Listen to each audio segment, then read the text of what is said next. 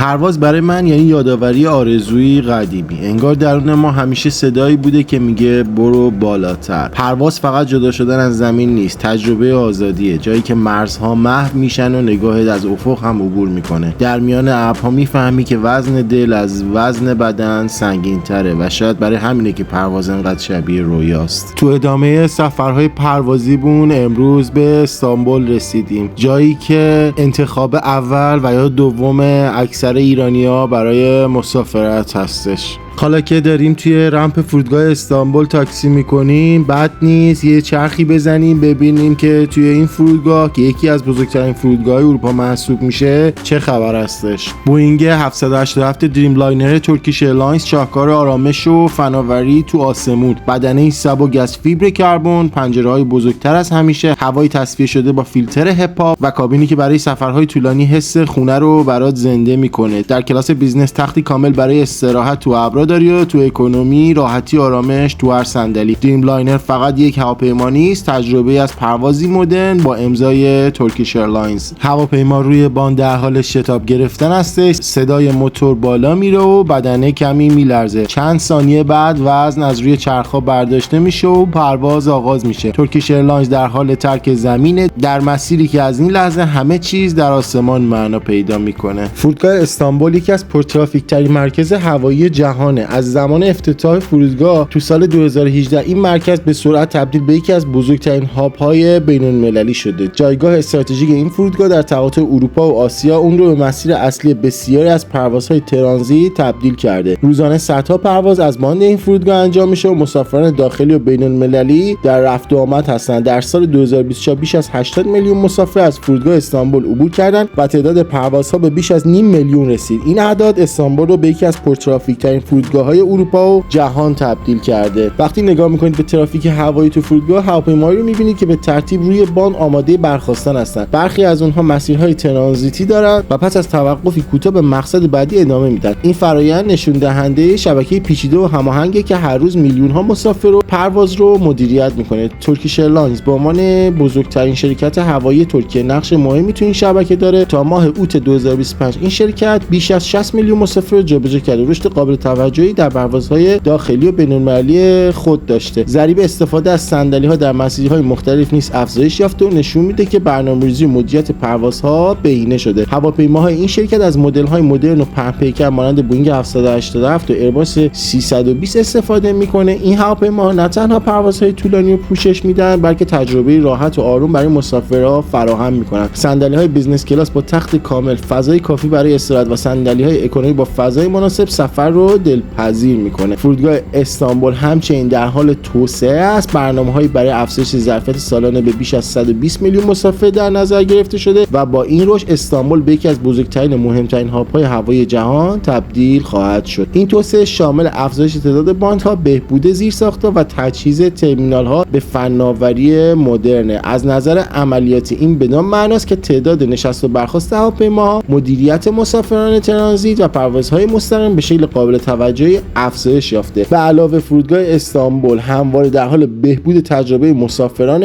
امکانات جدید، راهنمایی‌های دیجیتال و سیستم‌های امنیتی پیشرفته سفر رو امن و روان می‌کنه. این موضوع به ویژه برای مسافران ترانزیت اهمیت داره، زیرا باید در زمان کوتاه بدون مشکل به پرواز بعدی برسن. اگر نگاهی به فعالیت‌های روزانه ترکیش ایرلاین بندازیم، می‌بینیم که این شرکت با هماهنگی دقیق با فرودگاه هر روز صدها پرواز رو مدیریت می‌کنه. هواپیماها پس از نشست سریع آماده برخاستن میشن و کارکنان زمین در کوتاه‌ترین زمان ممکن عملیات بارگیری و تخلیه رو انجام میدن. این هماهنگی بخش حیاتی شبکه هوایی استانبوله. در بخش‌های بعدی ویدیو وقتی هواپیما از روی باند در مسیر برخاستن می‌بینید، این تنها یک پرواز ساده نیست. هر حرکت بخشی از یک سیستم پیچیده و هماهنگی که اتصال اروپا، آسیا و آفریقا رو برقرار می‌کنه. مسافران در پروازهای طولانی با هواپیماهای مدرن و فناوری‌های نوین تجربه امن و مطمئن دارن و همه اینها نتیجه نتیجه سالها برنامه‌ریزی و توسعه در ترکیش ایرلاینز و فرودگاه استانبول. در نهایت فرودگاه استانبول و ترکیش ایرلاینز نه تنها مکانی برای جابجایی مسافر بلکه بخشی از شبکه جهانی حمل و نقل هستند. هر پرواز، هر نشست و هر برخاست بخشی از جریان بزرگ حمل و نقل جهانیه. این جریان هر روز میلیون‌ها نفر رو به مقصد میرسونه و تجربه ایمن، سریع و حرفه‌ای ارائه میده. آزیموس ایرلاینز یه شرکت هواپیمایی روسیه که تو فوریه 2017 تأسیس شده و مقر اون تو فرودگاه بین‌المللی پلاتو روستوف نادونو قرار داره. این ایرلاین با کد یاتا A4 به طور انحصاری از هواپیماهای سوخو سوپرجت 100 بهره میبره و به 49 مقصد داخلی و بین‌المللی در 9 کشور پرواز داره. استقرار ما تو این فرودگاه به پایان رسید و آماده میشیم برای برگشت به تهران. و اینجا فرودگاه امام خمینی از بالا دیده میشه. از این ارتفاع فرودگاه کوچکتر از اون چه از زمین تصور میکنیم به نظر میرسه. باندها، ترمینال و هواپیما همه جزئی از یک تصویر کوچیک شدن. هرچند تو زمین وسیع و شلوغه، از پنجره هواپیما به نظر میرسه یه شبکه منظم از خطوط و ساختمون هاست که آماده پذیرش و جابجایی مسافران هستند. این دید کوچک و دقیق از فرودگاه یادآور هماهنگی و نظم پشت پرده پرواز هاست. خیلی ممنون که تا انتهای این ویدیو همراه من بودید. ممنون که با لایک و سابسکرایبتون من رو دنبال و ساپورت میکنید. با امید موفقیتتون. خدا نگهدار.